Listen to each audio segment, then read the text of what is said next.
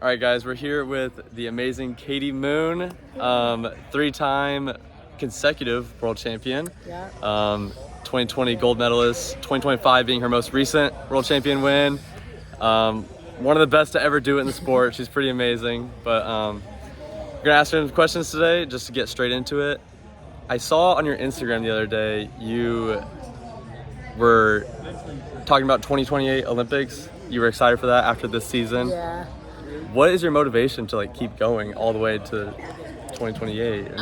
Part of it is I just have no idea what else I'm gonna do, so I'm gonna hold on to this as long as I can. That's fair. I mean, that's cool about pole vault is you always end on a failure. There's always a higher bar you can clear, and so since you're not just beating the person next to you, you're beating the bar. So now I just want to see how high I can jump and what that longevity looks like. And I'm still really enjoying it. So it's I love it. As long as I take the necessary breaks in between seasons, So if I can stay healthy, I definitely want to make it to LA. Yeah.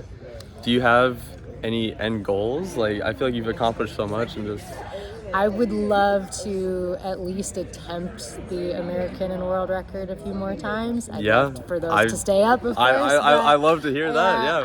I think that's kind of the last little checkbox, but I'm very happy with my career if those don't happen. It's that would be huge. But that is definitely the next goal. And then if I can make it to LA to medal in front of a home crowd at the Olympics, home crowd, So, but that's a ways off. We got to. I know. I'm sorry to be bringing all that up in the future, but that's okay. So you're talking about your career and just how much you love it, and you don't know what you would be doing if you were to stop, but. Was there a certain moment where you knew you wanted to go pro, or did you get into it from a young age? You just loved it so much, you're like, this is what I want to do? I think I just wanted to keep doing it as long as I could. And at each point I jumped high enough to continue. And so to me, it was just a no-brainer to keep going with it. So, it did take me, I think 5 years after graduating college to earn a contract. So there was definitely a bit of just fighting through the grit a little bit. Oh my gosh. Thankfully my mom is amazing and helped fund that. I know, not everybody has that, but that's really awesome. Yeah. When did you start vaulting? I'm sorry. I started in 7th grade. I was 12 years old. 7th grade. Wow. So I've now been doing it. Showing my age. What are we? 34. So I'm doing it over 20 years. I'm assuming you popped off pretty early, or I always had it was always clear I had potential, but it took until my senior year to win the state meet. It took me until my senior year to win nationals in college. It took me until 5 years out to get my first contract, and then another few years to win the Olympics. So I always had potential, but I wasn't somebody that ever just came out straight out of the gate. I had to kind of work my way up at each level. When did you kind of tap into that potential? Because obviously you had to have. Yeah, at different points it was different. I think just in high school, you're just growing and coming into literally growing into your body and getting taller, and so I'm getting faster, and so that was part of that. And then in college, went through a bad mental block and kind of got over it by my senior year, but still had a lot of lingering effects of that. But I think just finally feeling confident again, and just adding speed and strength from the weight room, and just getting older and more mature. Yeah, big time. And then when I started working with Brad, my current coach, I had tried out for the Olympic team in 2016, didn't make it, had a great day. And up until that point, if I had a good day in a meet where I wanted a certain outcome, I usually got it. And so that was humbling, and said, okay, I can't keep doing what I'm doing. I have to get out of my comfort zone. So that's when I moved to work with Brad. And then he really changed the mental side and taught me how to think, and then how to charge and be aggressive through the takeoff. And so at each point, there were different factors as to what kind of took me to that next level. I hear you. So for the mental side, what were you struggling with mainly? It sounds like you were just backing off a little bit. Or? I was just afraid to pole vault. And I think a big part of it was my step was too far away, but I, was reaching to get there, running through, but running myself under because I felt far away. It's very relatable. And Brad was the first person, my coach was the first person to say, actually, let's move you up like 4 feet. Yeah. And no one had ever said that because I was always under. So they would just say, just get your steps down. And you can't get your steps down if you feel far away. So wow, so by moving me in, it made me faster and like more explosive and more confident coming into really takeoff. helpful.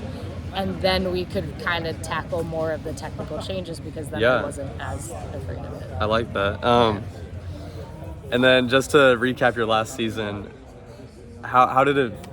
I don't know. Like that's just, it's so surreal to me that you like were just in Tokyo. You're doing all these big things. No, I mean, I can only imagine that 490 bar. Oh yeah, it was. You just walk us through a little bit of how you feel about last season. It was awesome. It was interesting because it wasn't. I had a little bit of a rut in the middle. It wasn't necessarily bad, but usually once I kind of find that stride, it's like it's pretty smooth sailing from there. The year before I had some injuries, and this year I was injury free. But it was a long season. We Worlds in mid-September as opposed to early August, so it was we had to pace a little differently. We were waiting. And so I felt ready, but I also knew Sandy was ready, and I knew there was a couple other girls in that competition that could really come out and pop off, and people always do in a world championships. You have to perform if you want to come away with any color medal. Yeah. And so, that it was a tough competition in that they were holding us for the entire length of races. Normally they hold us for the start of a race and then we can go, but they were making us wait like... What was the longest you had to wait for one? I don't know, because you try to kind of... but it was to the point where I started talking to the officials, like, can you let us go? Because we're on our biggest sticks late in the competition. I did not know for that. hours. So That's terrible. So all that to say, I'm pretty happy and proud of how I would be very thrilled.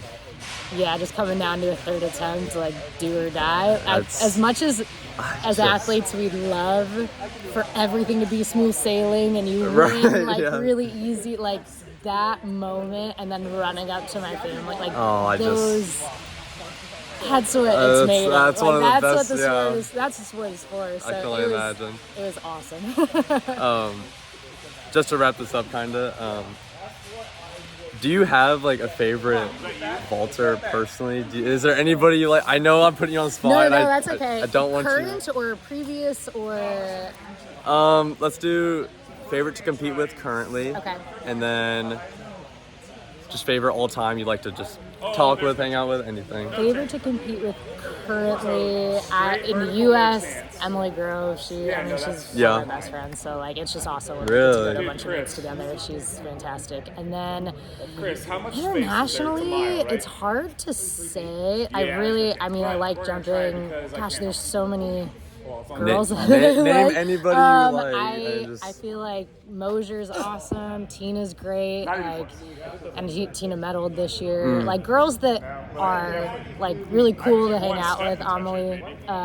It's like girls that are good and are gonna like push you to like really be at the top of the game, but are also like cool to hang out with and talk to. So Bruni's great, the Italian girl. So it's hard to like pick, but a couple years ago it was definitely Holly Bradshaw, and she's British vaulter, got bronze in 2021, but she's retired. So always have to give a shout out to her. But that was perfect. And then just one last thing, what is one piece of advice that you would give to an inspiring jumper just trying to make it to the next level, high school to college to pro, anything? I'd say when you're young, jump as often as you can. I mean, this is where you kind of build a foundation and build the base.